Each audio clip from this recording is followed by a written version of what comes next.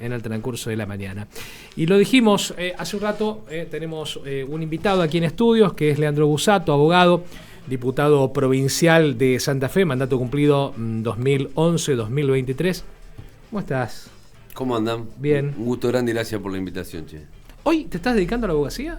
Sí, hoy estoy Ajá. en la profesión y estuve un tiempo, cuando terminó mi mandato como legislador, estuve un tiempo vinculado laboralmente a la Auditoría General de la Nación. Uh-huh. Eso fue hasta principio de este año. Y ahora estoy viviendo de mis ingresos con la profesión y haciendo algunas cosas vinculadas también a la política, pero ad honorem, digamos, ¿no? Y el tema de abogado, ¿de qué rama? ¿Qué es lo que te gusta? Estoy haciendo algunas cuestiones de asesoramiento a algunas empresas. Bien. Y también estoy trabajando, siempre estuve más vinculado al derecho laboral, que fue lo que hice antes de agarrar mi lugar como legislador. Lo que pasa es que fue todo muy, muy corta mi experiencia profesional, porque yo me recibí a los 24, 25 años y estuve prácticamente ejerciendo 2 o 3 años, que son los primeros 3 años donde vos empezás a conocer de qué se trata un poco el tema.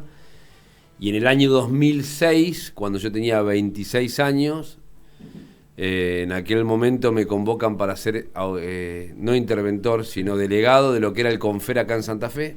Después fue Autoridad Federal de Comunicación, de Servicios de Comunicación Audiovisual.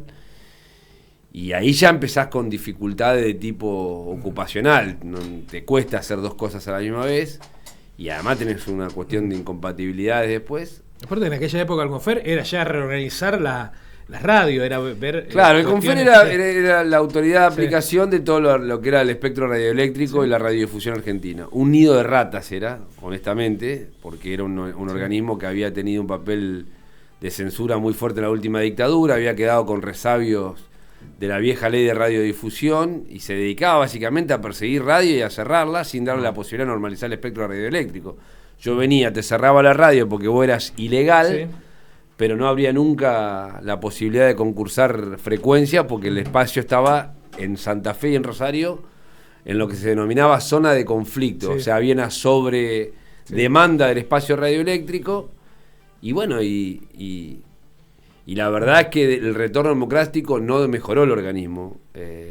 Más allá de la buena voluntad que hayan podido tener los delegados, cuando ingresamos en aquel momento me acuerdo que ibas a una radio y no lo podían creer, que fueras a hablar, a ver qué necesitaba, porque generalmente eran trámites y mala noticia para los radiodifusores. Bueno, después además me agarró una época muy linda porque justo empezó el problema de la discusión sobre la ley de servicios de comunicación audiovisual. Y siempre lo cuento como anécdota, pero es real. Fui el último delegado del CONFE y el primero del AFCA en Santa Fe, porque justo me agarró el cambio de la ley. Y ya después la autoridad fue autoridad federal, hasta en 2011 que asumí como diputado y ya, bueno. Ahí, digamos, se empezó a abrir la puerta para empezar. Santa Fe, Paraná, Rosario no eran los lugares que se tocaban, pero sí, digamos, las ciudades, pero sí toda la parte del interior. Se empezó a dar las posibilidades a que los titulares de radios que no tenían PPP, lo que se llamaban un papel provisorio, hay muchas radios que no lo tenían, empiecen a poder regularizar situaciones y ordenar. Digamos, se ha ordenado el espectro, por lo menos en la provincia, se ha ordenado muchísimo. Sí, bueno, sacando las zonas de conflicto que eran las grandes ciudades, hubo un proceso de normalización que de alguna manera se vio interrumpido porque después... lo que se había avanzado con un primer censo de radios, después se había avanzado con un otorgamiento de licencias y de permisos para transmisiones, se fue estancando a partir de lo que fue la judicialización de la ley a partir del Grupo Clarín. Bueno, vino todo un proceso de retroceso enorme y quedó medio camino, digo, ¿no? Yo siempre digo que fue una muy buena ley en términos de la gestión de la misma, la discusión de la misma, pero desgraciadamente tuvo poca duración en la aplicación, producto obviamente de que había intereses detrás muy fuertes que lograron hacer que la ley no tuviera la vigencia que tenía que tener.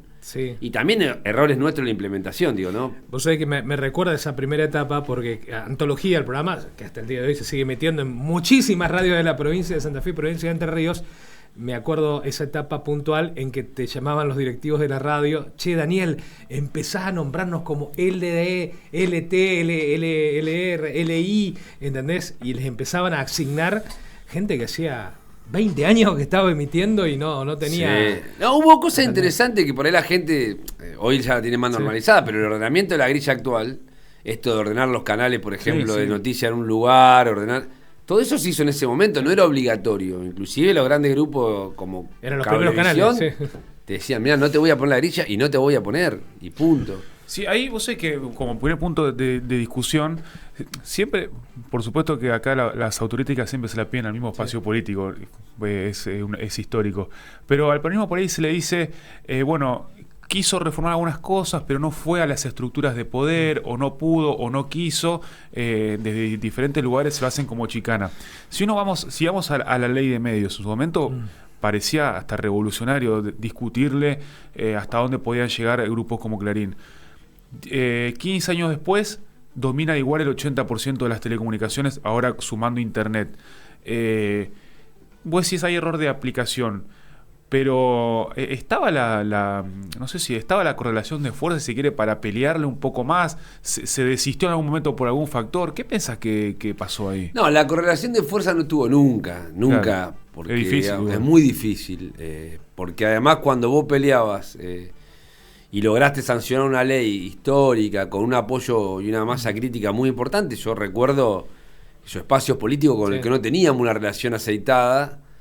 Por ejemplo, el socialismo bancando la ley de medio, apoyando, un sector del radicalismo apoyando, porque era una ley que en algún momento el mismo Alfonsín había impulsado. Digo, se generó una ley que era uno de los, yo te diría, vértices democráticos que muchos partidos exigían. Te metieron dos cautelar y se acabó el tema. Entonces, claro, te la suspendieron. Entonces, no fue nunca de igual a igual. Pero a mí me parece, viéndolo con los años ya de distancia, que probablemente nosotros también, como suele pasar en la política, sobreestimamos los niveles de información y de discusión que había en la sociedad respecto a los temas. Nosotros dimos por sentado determinadas cosas que de alguna u otra manera a veces no están en la agenda de la sociedad. Cuando digo nosotros, la política a veces cree que la gente pasa discutiendo temas que en realidad duran 5 minutos en una sobremesa, se van, y hay que ponerlos en ejemplos prácticos. Y después, como todo, porque le baja mucho la palabra, el precio a la palabra relato, y yo creo que había que generar un relato un poco más contundente respecto a lo que implicaba ordenar los medios de comunicación y garantizar el derecho al acceso a la comunicación más democráticamente, y no generar este mito de vamos contra Clarín, porque Clarín es el mal y nosotros los buenos. Porque honestamente, cuando vos tenés mensajes tan duros, bueno, la respuesta a veces también es muy dura, y en el momento más difícil a veces te quedás solo. Pero bueno, para mí fue una ley o un tiempo muy, muy importante. Porque más allá de cómo terminó la cuestión, que hoy, como decís vos, termina casi como cuando empezó, es casi como un círculo, con más poder inclusive algunos medios, porque tienen hoy, como decís vos, la posibilidad de manejar internet, y están fusionando empresas de comunicaciones que van más allá de la televisión. Me parece que fue una batalla que valió la pena, y yo rescato que fue uno de los primeros temas que nos puso como espacio político en otro lugar, digamos, ¿no? Y cuando digo que fue una oportunidad perdida, no porque no valga la pena o porque no se haya ganado algo, sino porque probablemente hubiéramos podido crear un bloque democrático mucho más amplio que nuestro propio espacio político. Podríamos haber conversado en otra frecuencia con otro espacio político, después terminamos muy peleados, muy alejados, muy distanciados, y eso nos costó al día de hoy, digo, ¿no? Vamos a cambiar el tema. Dale. Si te parece. Estábamos en efemérides. No, pero está bien. Yo no quiero extenderme demasiado en ese tema, que seguramente en algún otro momento lo retomaremos porque es apasionante, sabés que me encanta, pero quería ir a otro tema, porque no era la casta, eras vos. Uh-huh. Y esto tiene que ver con un relevamiento que hiciste vos, Santa Fe Rosario, vos y tu grupo, uh-huh, mostrando qué es lo que sucedía o cómo estábamos 2023 a cómo estamos hoy. Sí, no es que hicimos esto para enamorarnos de 2023, digo, ¿no? No. Simplemente lo que quisimos poner con datos es, primero, cuánto implican hoy los servicios públicos y las tarifas en el poder adquisitivo de los salarios, cuánto evolucionaron los salarios realmente, y cuánto evolucionaron los precios de los servicios públicos, la luz, el gas, el agua y el transporte público de pasajeros, cómo impacta eso en un salario de determinados trabajadores y de alguna u otra manera tratar de poner en dato las frases que se escuchan habitualmente, fundamentalmente de boca del propio presidente, esta idea de que el salario en la Argentina en dólares subió y el poder adquisitivo de los trabajadores y los jubilados mejoró muchísimo, de que vuelan los salarios y las jubilaciones, como dice Milei, y que el problema de la inflación en la Argentina es un problema del pasado y no del presente ni del futuro. En eso tomamos la evolución de la luz, del agua, del gas y el transporte público de pasajeros, y tomamos la evolución también del salario de empleado de comercio, del salario docente, de los trabajadores municipales y de las jubilaciones mínimas y los salarios mínimos en la provincia de Santa Fe. Bueno, el resultado es contundentemente negativo para los laburantes respecto a cómo aumentaron sus sueldos y cómo aumentaron los servicios públicos del transporte público de pasajeros. Los números son contundentes, digo, ¿no? La inflación para los servicios públicos, luz, promedio más o menos 640%, agua 913%, gas natural 430%, gas de garrafa peor porque se suspendieron los programas que tenían como objetivo subsidiar la garrafa a precios populares. Transporte público pasajero 550%. ¿Cuánto aumentó el sueldo? Que es lo dramático, porque en definitiva vos decís, bueno, me aumentó el colectivo 550, pero el sueldo aumentó 600, bueno, en definitiva no gané, no perdí, digo, no gané o empaté. Bueno, jubilaciones mínimas 139%, salario mínimo vital y móvil 106%, empleado de comercio 153%, empleados docentes 189% y municipales 188%. Entonces, vamos a llevar los números concretos para cualquier chico que viene o chica que viene a trabajar al centro que es empleado de comercio y hace horario partido. Si vos te tomabas 4 colectivos antes para venir a laburar y eres empleado de comercio de categoría inicial, más la luz, el agua y el gas, te insumía más o menos el 8 el 9% de tu sueldo. Hoy el 23%. Claro, 23%. Es difícil, digo, ¿no? Estamos hablando de que una persona promedio gastaba 19.000, 20.000 pesos en colectivo y gasta 127.000 pesos un empleado de comercio en colectivo, que tiene que venir 4 veces. Bueno, entonces acá empiezan los problemas que nosotros creemos que están viviendo muchos argentinos. Vos le podés decir que la macroeconomía, que los salarios, que la inflación, que los precios estaban pisados, que la luz estaba pisada, que el gas estaba pisado. Pero bueno, es un tema que realmente impacta en los sectores que mayores dificultades económicas presentan, digo, ¿no? Y me parece que tenemos que empezar a ponerlo en valor a la hora de emitir cómo está avanzando este modelo y quiénes son los ganadores y los perdedores de este modelo económico que está llevando adelante Milei y cómo impacta eso en la cotidianidad de cualquier persona. En los próximos meses vamos a medir alquileres, porque también es un tema dramático, y vamos a tratar de medir también el aumento en las obras sociales y las prepagas. Sí, que incluso el alquiler está la falsa dicotomía de que bajaron los precios porque no subieron al acorde a la inflación, cuando vos tuviste una desregulación inicial que disparó por 2, por 3, hasta por 4 algunos alquileres. Mi pregunta es, está bueno lo que hiciste de bajarlo a la provincia, por ahí uno lo intenta, pero con más o menos éxito, pero también en el relato de las paritarias provinciales, vamos a lo local, donde dice, bueno, los salarios le ganaron a la inflación por 1 punto, por 2 puntos. Ahora, cuando ves que los costos fijos aumentan tanto, hoy hablamos de relato, ¿cómo manejamos desde la política cuando el relato se aleja de la realidad? ¿En algún momento se paga el costo o no? Olvídate. ¿Y qué posición tiene ahí las distintas oposiciones, en este caso en la provincia de Santa Fe? Bueno, respecto al poder adquisitivo de los laburantes y la inflación en Santa Fe, el proceso de IPEC da 220% aproximadamente hasta el mes pasado. Y el salario de la recomposición de paritaria da todo por debajo del 200%, por lo cual hay una pérdida del poder adquisitivo del salario objetivamente respecto a lo que implica hoy el tema paritario. A mí me parece que la realidad, sobre todo, vuelvo a repetirte, en lo que implica frases célebres como los salarios en dólares vuelan o la inflación es un problema del pasado, bueno, eso en algún lugar va a empezar a acomodar claramente la discusión política hacia otro lugar. Me parece que ponerle dato al relato implica básicamente pararte en otro lugar para discutir. Después me da la sensación de que si no hay una oposición que vertebre 4 o 5 ideas hacia adelante, va a ser difícil que también tengamos una Argentina diferente y la podamos discutir desde otro lugar.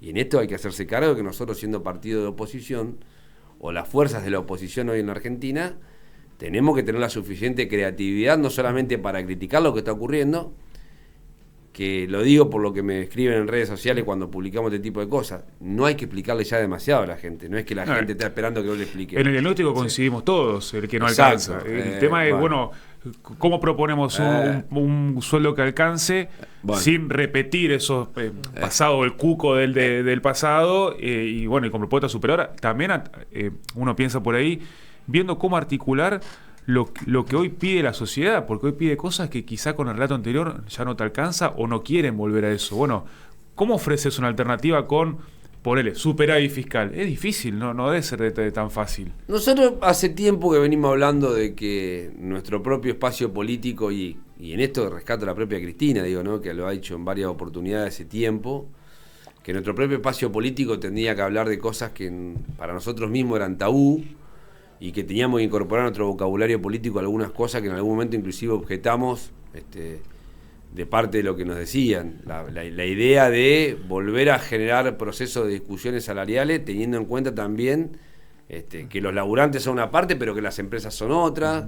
La idea de no tenerle miedo a la palabra superávit fiscal, que en algún momento fue también parte de nuestra ganancia o de nuestra bonanza política, digo, ¿no? Recordemos nuestra mejor época económica, que fue la de Néstor Kirchner entre 2004 y 2007, 2008, se produjo básicamente a partir de 2 superávit, que era el comercial y el fiscal, digamos, ¿no? Vendíamos mucho, recaudábamos mucho, y eso nos permitía generar un proceso de distribución del ingreso mucho más fuerte. Venimos hablando hace tiempo de la necesidad de que se discutan en paritaria docente no solamente las escalas salariales o las condiciones de los laburantes, sino también qué escuela queremos para el siglo XXI y para nuestros pibes. Cristina misma viene hablando ya de la época de la pandemia, de la crisis del sistema y los subsistemas sanitarios y cómo abordar estas cuestiones con un planteo nuevo hacia adelante. Y yo tomo algunas de estas cosas para plantear claramente que no alcanza, como decía vos, Guille, con enunciar. Por ejemplo, en materia de tarifas y servicios públicos. Bueno, pongámonos de acuerdo en lo que queremos. Santa Fe tiene que defender, digamos, la propiedad en manos del Estado de las empresas, obviamente, y en eso creo que hay que ser claramente intransigente. Ahora, ¿cómo construís una tarifa acorde a las necesidades de los laburantes? La tasa proporcional del salario para que nunca pueda impactar más del 8 del 10%, trabajar con subsidios cruzados para los sectores de mayor demanda. ¿Qué haces con el sector energético que necesita para producir y abaratar los costos? Digo, hay toda una discusión que hay que empezar a plantear y que no te puedes aferrar dogmáticamente a subsídiennos cruzado como hacíamos nosotros antes, porque ese mundo no existe más. Y ahí vamos a tener que dar una discusión hacia adelante, que es lo que nosotros queremos que hay que llamar a construir ahora.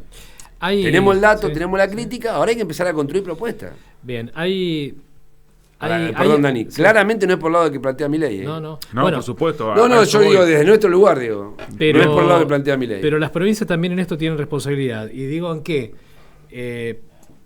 ninguna provincia subió sobre el 1% el tema de sueldos y trató de llevar todo a 6 meses. Santa Fe fue una de las que fue por ese lado, Córdoba también va por ese lado, 1%, mientras el aumento fue del 1,9%. Digo, hay una serie de pacto a nivel país y gobernantes con respecto al presidente, decir, bueno, pisamos en el 1%. Sí, hay una creencia. El tema es por qué la oposición no está hablando de este tema, que es un tema importante. Digo, y está el otro condimento, sabiendo de que los precios que tenían que ver con la luz, con el gas, venían retraídos, se los elevaron a los montos que había que elevar, pero el salario no acompañó eso. Bueno, yo ahí tengo obviamente nosotros lo hemos dicho en algún lugar, el gobierno provincial optó por la más fácil, en el caso de Santa Fe.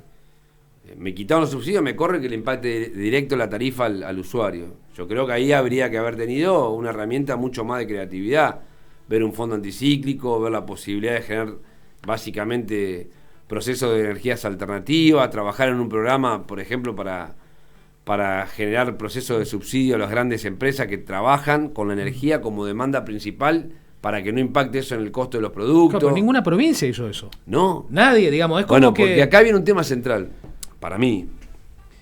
No existe la posibilidad de que te vaya bien como provincia si no le va bien a la Argentina. Entonces, cuando vos ves la actitud de algunos gobiernos provinciales, el de Santa Fe y el de la mayoría de los gobiernos provinciales, de acompañar por una cuestión casi, ni siquiera de simpatía, de acompañar casi automáticamente el pulso de la economía a nivel nacional y no plantarte en algún lugar, te lleva puesto igual. Te lleva puesto igual.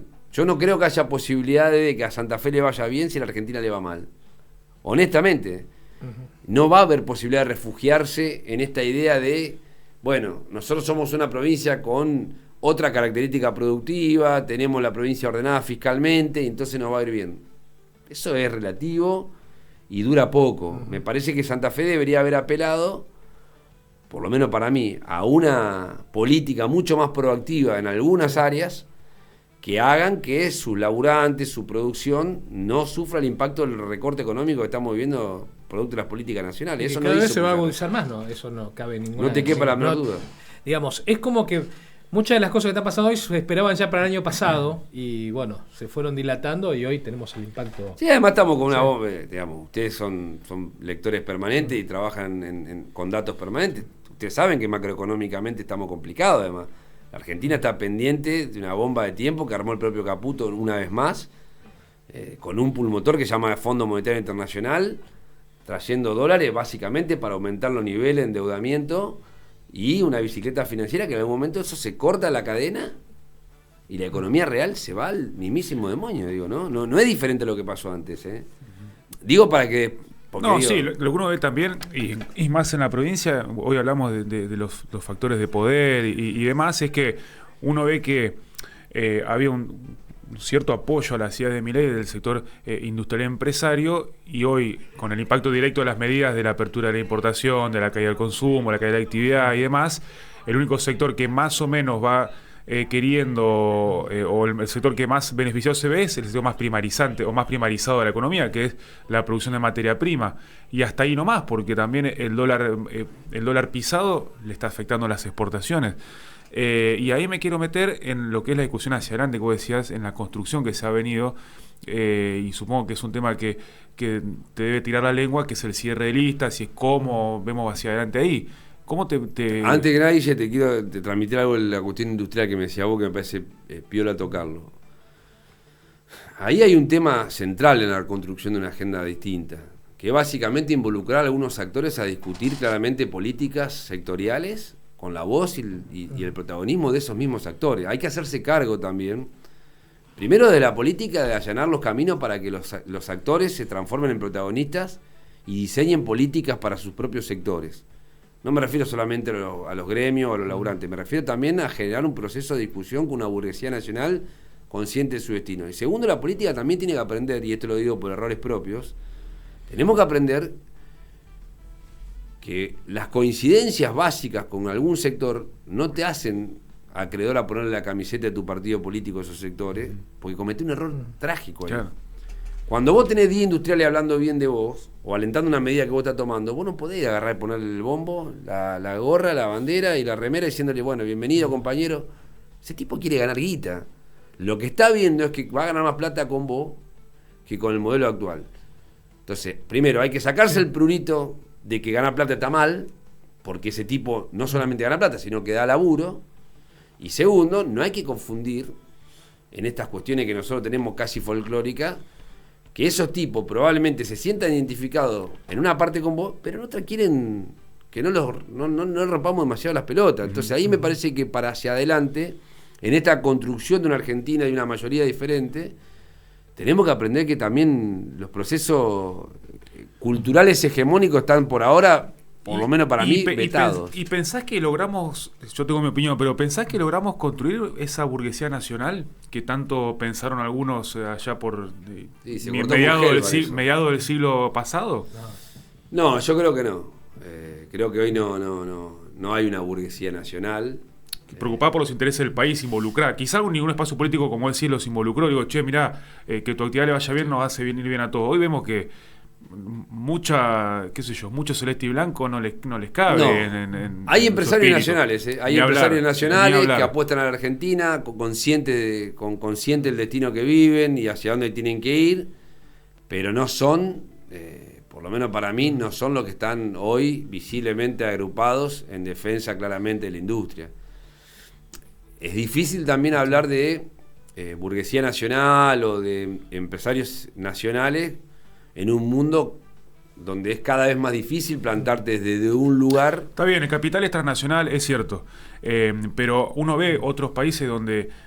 Brasil. Bueno, por ejemplo, donde hay prácticas quizá monopólicas, hay prácticas también de triangular el dinero para pagar menos impuestos. Está ya todo eso, pero ahora hay un consenso donde el bien común está por encima de todo, y no porque sean muy buenas personas, sino porque hay acuerdos políticos. No, porque Guille, es una política de Estado que nosotros no la tenemos. ¿Por qué? Y me parece interesante lo que vos venís diciendo y engancharlo, porque el problema no es hoy. El problema se está generando hoy, pero venimos de 10, 15, 20 años atrás, de por ahí una línea del empresariado proteccionismo, donde siempre fuimos caros hacia afuera, y hubo algunas empresas que dijeron, bueno, tenemos casos concretos en la provincia, como puede ser la industria que tiene que ver con las máquinas agrícolas, vamos a invertir.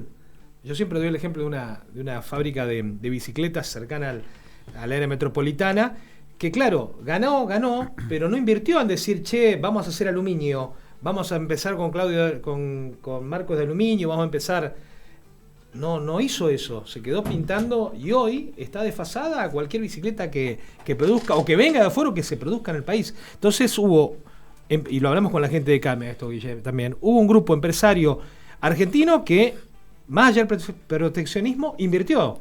Pero es menor, ese es el tema. Y no una política de protección como tuvo Brasil, de decir, bueno, a estos 5 años, a esta línea de producción, que fabrique heladeras, le vamos a dar el impulso. No hay una política. Y eso tiene que ver más allá de la mezquindad que hay en la brecha. No, hay una cuestión cultural muy fuerte. Exacto, no. El famoso bimonetarismo del que hablaba Cristina tiene un costado cultural muy fuerte. El nacionalismo brasilero lo vas a ver por la música. Vos no vas a ver, va a salir un tema internacional número 1, ¿entendés? Pero en Brasil, antes que entre ese tema internacional, está cantado en portugués y por un brasilero.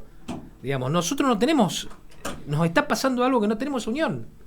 Sí, por ahí lo que plantea era, y vos que estuviste en la construcción, más allá del cierre de listas, si querés pegarlo o no, construcción de política nacional, creo que estuviste con Ricardo Quintela charlando un par de cosas que también tiene cosas importantes porque acaban de sancionar una constitución en algunas cuestiones progresiva o progresista, como quieras decirle, pero también hay un marco legal y tributario que permite todos esos vericuetos por donde se salen impuestos que no se cobran, donde el capital parece no tiene nacionalidad, pero tampoco queda en la Argentina.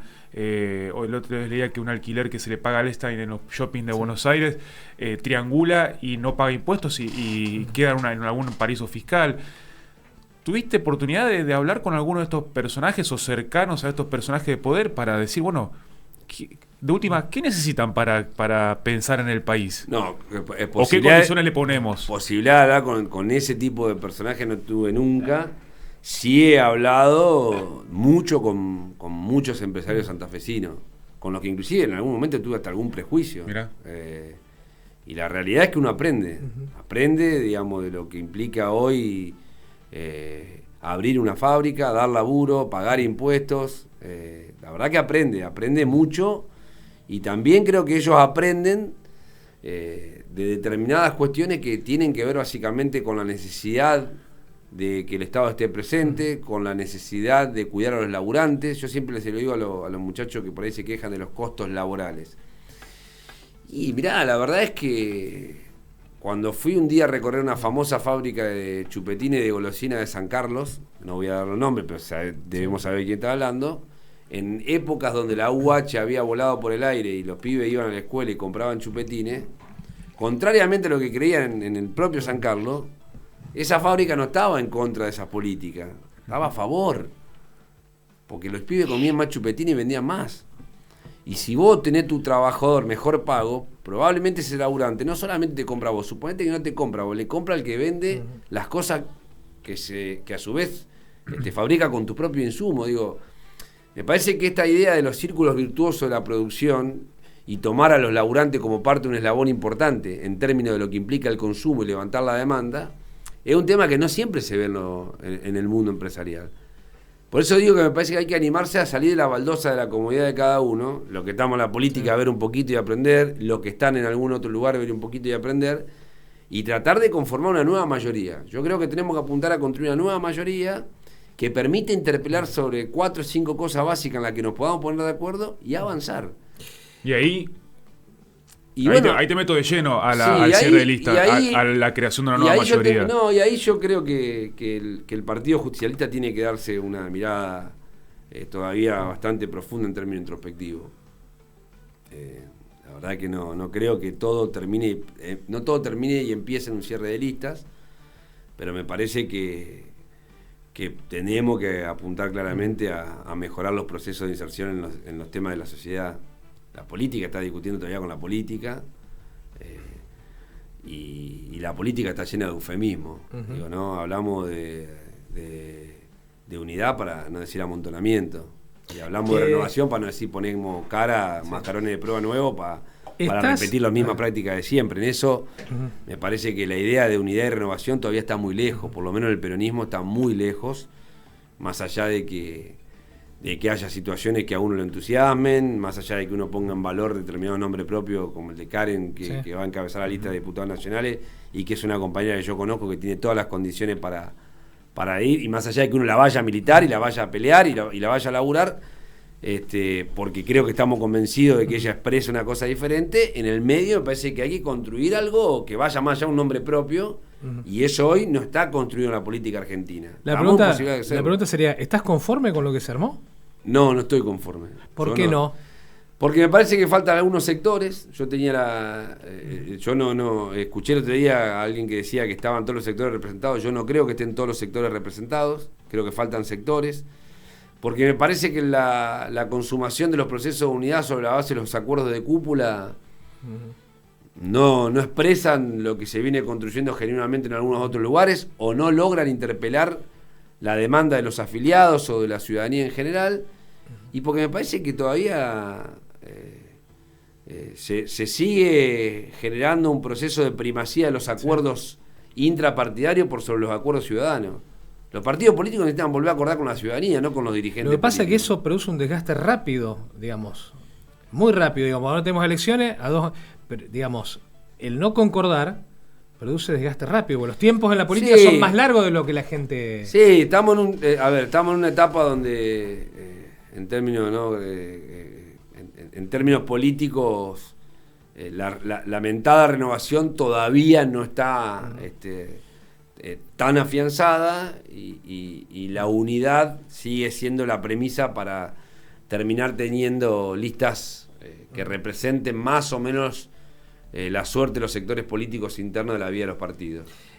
Ahora, no conozco ningún ciudadano que me haya parado, qué bien la unidad del incluso con lo que vos decís de la representación de sectores donde uno tiene que volver a convencer, que puede ser empresario, industrial, etcétera, o al menos uno no ve que eso sea parte de la propuesta del PJ en Santa Fe. Quizá vos que tenés conocimiento más de cerca podrás decirlo, pero no se vio que hayan incluido a ese sector de, ¿qué necesitan las pymes santafesinas? Es como que siempre hablamos sobre supuestos, sobre lo que pensamos que necesitan. Sí, tenemos que tener un empape mucho más crudo con la realidad. Eso me parece que va a ser motivo de estos meses que hagamos campaña, pero me parece a mí, creo que además de empaparnos charlando con esos sectores, hay que involucrarnos en la propuesta electoral. Yo me hubiera gustado que, además de haber dirigentes políticos muy valiosos, como el caso de Karen, que encabeza la lista, vuelvo a repetir, hubiéramos hecho la propuesta para que algún industrial ingrese en la lista, para que algún trabajador o algún representante de los laburantes esté en un lugar más expectante. ¿Qué pasa con el centro norte de la provincia de Santa Fe, el peronismo? Porque hace 8 elecciones consecutivas más o menos que los primeros 3 lugares se los lleva Rosario o el sur de la provincia de Santa Fe. Bueno, pero hay una construcción que quizás empezó a hacer Rosario, que Santa Fe quedó dormida y no la hizo. Digamos, es seguro eso. Y me remito a cómo estamos hoy. Bueno, yo creo que hay que empezar a discutir las cosas desde otro lugar. Y creo que hay que tener una vocación no solamente más fuerte respecto a la representación en las listas o electoral, sino también la instalación de determinados temas y de determinadas agendas. Me da la sensación de que no solamente necesitamos más representantes del centro de la provincia, sino también una agenda de temas que nos vincule de otra manera, digo, ¿no? Bueno, hay una sensación en el peronismo que esa lista que lidera Karen, que es la renovación, tiene un montón de gente que no es renovación y que está claro. hace mucho ruido, y gente que si la pones primero en la lista pianta voto. Porque hay que decirlo. Sí. ¿Entendés? Sí, no sé si pianta voto, yo me hago cargo de lo que digo. Lo que sí digo es que digo es que no es que antes fue distinto. Quiero aclararlo porque si no parece, yo la hice diferente. Yo también me equivoqué. No. Pero si te equivocaste y pagaste muy caro en el 2023, claro. Si el costo de los errores de cerrarte es que te haya ganado Milei y que todo se haya ido al demonio, bueno, recapacitemos y hagamos la cosa de otra manera. Ahí está lo que es justo lo que vos estás diciendo. Vos sos un político que está, no sos joven, ya sos en el medio tiempo. Sí. ¿Entendés? Extraño esa época, me decían que era joven. Estás en el medio tiempo. Digamos, ¿qué pasó que los que son más grandes que ustedes no supieron darle el lugar que corresponde a ese medio tiempo? No, digamos, ahí es donde el peronismo empieza a tener ruido, en el centro y en el norte de la provincia. Yo, ahí te hago una visión más descarnada. Yo creo que lugar no te lo da nadie. Obvio. Es una visión muy romántica que va, bueno, yo llegué hasta acá, ahora les toca a ustedes, eso te lo dicen todo, y son los primeros que te clavan el hachazo cuando lo tienen que clavar, pero sí me parece que los que tenemos 40 y pico y menos, todavía no hemos podido generar una propuesta alternativa que congregue maneras diferentes de hacer política, niveles de representación diferentes y armados electorales diferentes. Nosotros el año pasado intentamos ir por ese camino, había una impronta renovadora en esta idea que armamos de Sin Miedo. Bueno, cuando hubo que cerrar la lista convencional constituyente, yo dije, no estamos de acuerdo. Me fui de un lugar porque no estaba de acuerdo y volvemos otra vez al mismo lugar pensando que la solución está acá. Me parece que no era la solución, lo dije en su momento, decidí no participar. Ahora en la lista de diputados nacionales veo más o menos lo mismo. ¿Qué te dicen del otro lado? No, bueno, lo que pasa es que los procesos de unidad hay que ponerlos por encima. Sí, lo que pasa es que a veces la unidad que uno cree que construye termina siendo, vuelvo a repetir, valiosa para la política, pero para la sociedad termina siendo un disvalor. No ve unidad a la gente, ve amontonamiento a veces. Y ahí tenés un problema grave, porque vos te podés diferenciar, pero en definitiva no podés explicar qué estás haciendo con determinado dirigente político o con determinados sectores, que vuelvo a repetir, tanto como uno, porque no es que uno estaba al margen de eso, fueron parte del problema y por ende deberíamos hacer un replanteo profundo. Es tan difícil dar el paso al costado a veces. Eso es verdad. Yo igualmente creo que en política hablar de pasos al costado, ni siquiera. En el buen sentido lo estoy diciendo. Yo creo que encontrar los lugares en el momento justo para estar. Sí, al menos lo que queda viejo es el mensaje más que la persona, supongo. Exacto. Pues por algo hay políticos que logran trascender las épocas porque logran leer, o al menos que eso es lo que me sale la reflexión de ahora. Creo que ahí es donde uno ve el hastío o el cansancio. Me decís siempre lo mismo, no más allá de la lista del PJ, ¿no? En general, lo digo, en el PRO pasó lo mismo, pero bueno, ni hablar del proceso que está viviendo. Pero lo que queda muy viejo es el mensaje. Creo que por eso Karen T puede ser hoy una voz diferente. O sea que bueno, también el tema es que no se la coma la estructura. También hay uno hay ve que ser claro también. La conjunción tiene territorio, pero territorio. Sí, será cuestión de medio territorio. Será cuestión del carácter y lo que puedan hacer. Pero en este tiempo que dijiste volviste a la actividad privada, ¿sentís la distancia que por ahí se escucha uno socialmente entre la política y el trabajador de a pie? ¿Viste que hay algo que desde arriba no están viendo tanto? Sí. Sobre todo me pasa cuando ves las discusiones, porque yo no estoy viviendo la política, pero uno hace política porque es su pasión.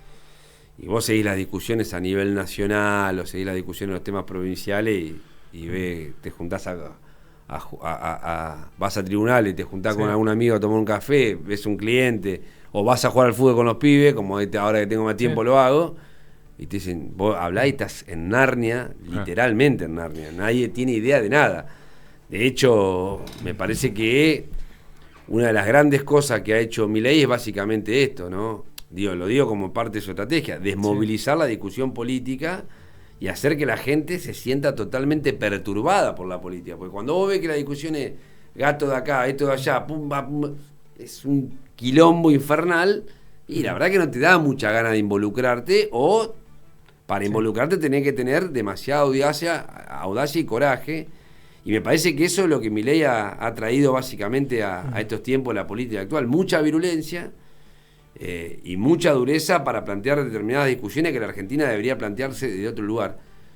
Yo honestamente cuando veo diputados o legisladores o dirigentes como Flor Cariñana, por ejemplo, que se la recontrabanca, digo, pobre, en el fondo debe estar recontra, podría tener que hacer determinadas cosas. La gente no va a creer que le gusta tener que hacer el papel de áspera, pero que si no lo haces te pasan por arriba, te llevan puesto y te reducen a la categoría básicamente de pelotudo, digo, con perdón de la palabra, pero me parece que determinadas cuestiones se tienen que volver a centrar en algunas discusiones que, vuelvo a repetirte, en la época de Milei se hace casi muy difícil, y eso hace que la gente flote en otra galaxia muy diferente a los temas que la política. De hecho, no sé, a ver si lo han podido detectar ustedes con la audiencia, no sé cuánto a la gente le llegó la reforma de la Constitución hoy. ¿Qué es lo que le llegó? ¿Cuánto le llegó? No, casi nada, muy difícil. Nada. Tengo unos minutos y quiero hablar de otro tema. Les trajo unos regalos antes que... a ver. Estoy... muchas gracias. Esto era... Fue parte de una discusión que hicimos. Muchas gracias. Sí. El librito del siglo XXI fue un librito que armamos para discutir el proyecto inmobiliario rural progresivo en la provincia de Santa Fe. Bueno, seguro que es un tema que les va a gustar porque habla otro gran tema. Sí. También que no lo tocamos. Bueno, léelo, que hay varios artículos interesantes. Compilamos un librito que escriben varios autores y la verdad que está muy bueno. Cambiaré la Argentina si modificáramos esto. Quiero hablar de otro tema. Sí. ¿Te gustaría ser presidente de Colón? No, pará. ¿Te gustaría ser presidente de Colón? Si te dan esa posibilidad, ¿te gustaría? Sí, a ver, te cambio. Sí. Si pudiera ser parte de un proceso que construyera una propuesta para Colón, me gustaría. Bien. No me gustaría cambiar mi lugar de socio, de hincha y de plateísta para meterme en un quilombo con tal de figurar en un lado. No tengo necesidad. A ver, la gente que hace política en los clubes generalmente tiene necesidad de vincularse a un club, en este caso, para participar, para trascender, para hacer política. Yo no tengo esa necesidad porque hice política toda mi vida de otro lugar. Ahora, está claro que me encantaría ser parte de un proceso que permitiera que al club le vaya mejor. ¿Cuál es el drama de los clubes de fútbol? Sí. Vamos a suponer que Guillermo, vos y yo armamos una propuesta, saquemos a Colón Unión, para Santa Fe Rugby, acá lo veo ahí. Ahí va. Armamos una propuesta, gestionamos el club, Guillermo va, maneja los recursos, transparencia, vos manejás y viene, en su momento era Pedrito Vélez, va a patear Pedrito Vélez, después la conversión, erró, perdimos el campeonato, te matan, capaz que no pasa... Y vos hiciste todo bien. Bueno, en el fútbol es dramático esa circunstancia, que vos haces todo bien, viene el Pulga Rodríguez, pateás mal el penal y te matan, ¿viste? O va ¿cómo es? El Gamba y patea mal el penal y entonces es difícil el fútbol, en esta ciudad todavía más difícil, y eso a veces uno, ¿viste? Dice, bueno, te metés en un lugar donde, ¿viste? Terminás perdiendo la posibilidad de estar tranquilo en la cancha, de disfrutar de los domingos, ¿viste? Para ir a ver a Colón. Bueno, es un tema, es una decisión. Yo por eso respeto mucho al que lo hace. Más allá que pueda compartir o no. ¿Tuviste charlas con alguien para formar parte de una lista? No, tuve charlas con directivos actuales de Colón, con directivos que pasaron por Colón. Digo, estuve con el tesorero actual de Colón hablando de cómo era el momento de Colón. Estuve hablando con Patricio Fleming, que es un tipo que yo le tengo un respeto y un cariño enorme. Estuve hablando con algún otro dirigente que en su momento fueron en otras listas, pero no necesariamente para armar algo ahora. Estamos hablando con muchos amigos porque el momento del club es tipo dramático y eso hace que la gente, ¿viste? Necesite también que vos te ponga a pensar en determinadas cuestiones. Digo. ¿No sería imposible pensar una lista con Busato a la cabeza por fuera de Fleming y de la actual dirigencia? No, me parece que... No sé, hoy estamos en septiembre, 1 de septiembre. Bueno. No lo estoy viendo, vamos a ver qué pasa en diciembre. Pero me parece que para entrar a Colón tenés que tener una convicción y una determinación en un momento difícil del club, que hay que ver si en noviembre, en octubre, cuando las cosas empiecen a aclarar un poco, tenemos ganas. Digo, vuelvo a repetirte. Cuando vos llegás y tenés que ascender. Tenemos ganas, dijiste. Sí. ¿Vos y quién? No, y hay otros amigos dando vueltas. Ahí, viste, estuve hablando en algún momento Sí. con algunos amigos que están. X. Sí, algunos empresarios amigos, algunos socios. Pero podría caracterizados. existir una lista. Una lista. Sí, podría existir. Digamos. ¿Sería tu intención llegado el momento? Si se alinean los planetas. Puede ser. ¿Sí? No digo que no, puede ser. Digo, ¿Lo tomo como un sí o no? No, tomarlo como un puede ser. No lo tome como no pongan un sí porque salgo acá y me están llamando después y me dicen, bueno. Claro, ya sé que te. No, pero Sí. puede ser. A ver. Ahora, tampoco te vuelvo a repetir. Ujú. No se me va la vida por ir a ser presidente de Colón. Lo que sí te digo es, me llama, como me ha llamado en algún momento la comisión directiva anterior, o la anterior, todas las comisiones Sí, directivas que me han llamado para colaborar en esto, lo hago. A ver, lo digo, no importa el nombre propio acá. En una determinada gestión compré, porque vinieron papá a pedirme de la pensión, le compré un aire acondicionado a la pensión. En otra gestión, Colón tenía que ir a jugar afuera y hablamos con las autoridades provinciales de una provincia limítrofe para que pudiera hacer cruce sin problema. Sí. En otra gestión había que hacer... Pero porque soy hincha del club, es como si mañana me viniera a pedir a alguien y lo hace, y lo voy a seguir haciendo. Qué duro el momento este. Sí. Tremendo. Tremendo. Una persona de esta radio debe estar satisfecha con el momento que vive. No, porque cuando se está mal, creo que no. Le falta su otra mitad. Sí. Cuando gana su equipo, dice, no, Colón nos hace falta. Y lo hablé con él, en el mejor momento de Colón lo hablé con él. Escúchame, la última. ¿Cuánto tiempo le falta al peronismo santafesino para ser competitivo para liderar nuevamente la provincia? En tiempos políticos, ¿qué te parece a vos? Para mí falta que la renovación termine de afianzarse No se puede llevar tiempo eso. Y yo creo que no, yo creo que estamos en vía de... Cuando vos ves cómo se han cerrado las listas este año, me parece que hay un esbozo de renovación, que hay que afianzarlo y hay que profundizarlo. Lo que sí está claro que, por lo menos para mí, Sí. renovar no es hablar solamente de caras diferentes, no es renovar solamente un nombre propio, renovar tiene que ver también, básicamente, construir una alternativa que encaje con el momento que estás hablando y las condiciones que se están generando. Y en eso, yo creo que estamos cerca. Además, la verdad que el escenario político santafesino, en términos electorales, a diferencia de lo que va a ocurrir en la Argentina en octubre, está hoy propicio para que una fuerza política constituida como el peronismo, con un proceso de renovación y apertura, pueda pelearla, porque necesitas 1/3 de los votos. Con 1/3 de los votos sos competitivo, porque vos acá dividís por 3, mínimo. Sí. Mínimo. Digo, está la Libertad Avanza, está el Gobierno de Unido y estamos nosotros. Sí. Digo, como grande fuerza. Después hay otros actores que yo creo que hay que destacar y hay que convocar para ser parte de ese tercio que es el peronismo. Digo, ¿no? Carlos del Frade, por ejemplo. Yo tengo un respeto enorme por él, lo quiero un montón. Bueno, hay que ver cómo hacemos para ensamblar eso en algún momento. Me parece que hay que lograr darle a ese tercio la potencialidad para con 33, 34 puntos la pelea. Guille, la última. Yo estoy bien. ¿Está bien? Sí, porque Sí.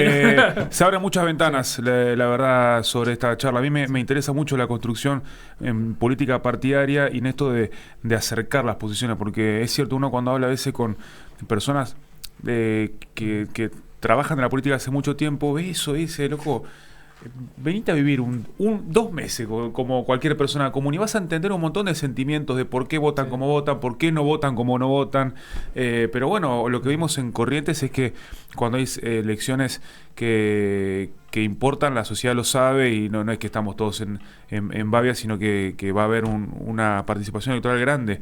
Lo que uno, la duda es cómo se va a comportar, ¿no? El electorado con todos los quilombos de corrupción y demás. Y si la propuesta del otro lado también es convincente para decir, bueno, loco, probemos por este camino. Sí, yo creo que tenemos que, básicamente lo que nos toca a nosotros es eso, digo, ¿no? Generar una propuesta que pueda volver a pensar una Argentina diferente. Y una Argentina diferente implica replantearse aún las cosas que nosotros hicimos bien, que fueron muchas. Estoy hablando con un amigo, me dice, está agotado el tiempo de las cosas que hicimos bien también nosotros. Cuando digo está agotado, no porque haya que arrepentirse ni porque las hayamos hecho mal, simplemente porque, como diría un viejo filósofo, tiempo y espacio. Bueno, probablemente en este tiempo no haya espacio para las mismas cosas y probablemente los espacios que supimos construir no sean necesariamente en este tiempo. Entonces, hay que volver a conjugar tiempo y espacio para hacer una política que en este momento represente las cosas que nosotros en algún momento representamos con otras cosas. Digo, probablemente la UH del 2010 sea una cosa diferente a la de hoy. Lo que digo es, no podemos creer que vamos a volver a gobernar Argentina hacia adelante hablando de lo que hicimos en el 2010. Y esto se lo discuto a cualquiera, por más que nos enojemos, pataleemos, puteemos. Ahora, ¿significa que hicimos la cosa mal? No. Significa que tenemos un punto de partida desde dónde salir para hacer las cosas mejor de lo que lo hicimos en ese momento, que va a ser difícil, tener un montón de cosas y plantear cosas hacia adelante. Digo, y con esto cierro para el mercado laboral del 2003, 2004, 2005, 2006 no tiene nada que ver con el mercado laboral del 2020, 21, 22, 23, 24, 25. No solamente en cuanto a los niveles de ocupación, que en aquel momento eran dramáticos los de desocupación, sino en la concepción misma del pibe que labura. El tipo que nosotros agarramos laburando en 2003 era un tipo que estaba acostumbrado a una relación de laburo, básicamente en relación de dependencia, con la idea de su vida alrededor de un mismo trabajo. El pibe que vamos a hablarle hoy del laburante es un pibe que o navega en la informalidad por decisión propia en algunos casos y por decisión ajena en otros, o que concibe la relación laboral desde otro punto de vista. Vos sé que, perdón que me extienda, ¿no? Pero eso es un tema que como joven o como treintañero, es impresionante porque cuando uno escucha a la política, la informalidad alcanza el 50 y pico %, y no puede ser que haya tanta gente sin derechos, etc. Ponerle como diagnóstico coincidimos. Ahora, la conciencia de que no todo trabajador informal es un trabajador negreado, también es la conciencia por la parte de la política, ¿no? Hace que no tengas propuesta, porque hoy muchas personas que trabajan por su cuenta dentro del mercado informal no está pensando en derechos laborales, piensa en un Estado que le cobre menos impuestos, al menos, qué sé yo, que haya un proceso de que le banque la formación, que no le cobre por los primeros años. Hoy te abrís para vender bebidas y ya arrancas debiendo. ¿Cómo crezco yo así? Obviamente que vas a ver el Estado como algo malo. Entonces, bueno, que eso también, por eso digo que da para hablar varias veces seguidas. Es así. Ya se rompió el molde a nivel mundial de que ibas a entrar a una empresa y te ibas a jubilar en esa empresa. Bueno, ese es el tema, digamos, la política mundial está girando por otros lados. Ojo, ese mismo problema lo tiene Francia, lo tienen. Es un problema mundial. Países, un problema mundial. Pero aparte, yo te lo digo a nivel personal. Digamos, si agarra a Guillermo Bo un IA y le piden a IA que te haga una demanda contra una persona por un tema laboral, a mí ya no me. Técnicamente a mí no me necesitas más. Digo, porque es tanto el nivel de información que hoy, a partir de determinadas herramientas, determinados laburos se hacen cada vez más prescindibles. Inclusive los laburos profesionales. Sí, pero ese capital en la nube genera ganancias y la discusión es cómo ese capital lo distribuimos para que, aún trabajando menos, podamos tener una vida digna y no que se concentre cada vez más. Pero bueno, ya estoy yéndome por las ramas. Estaba leyendo el Así celu. Son mis tardes en mi cerebro. Estoy leyendo en el celu. Presentate, te votamos. Te dice. Presentate, Colón. Colón. Leandro Busato, muchísimas gracias. Sí, ¿La pasaste lindo? Sí, hacía mucho no iba a la radio, así que la verdad que es muy amable y muchas gracias en serio. Y espero que les guste el libro. No, gracias por el libro.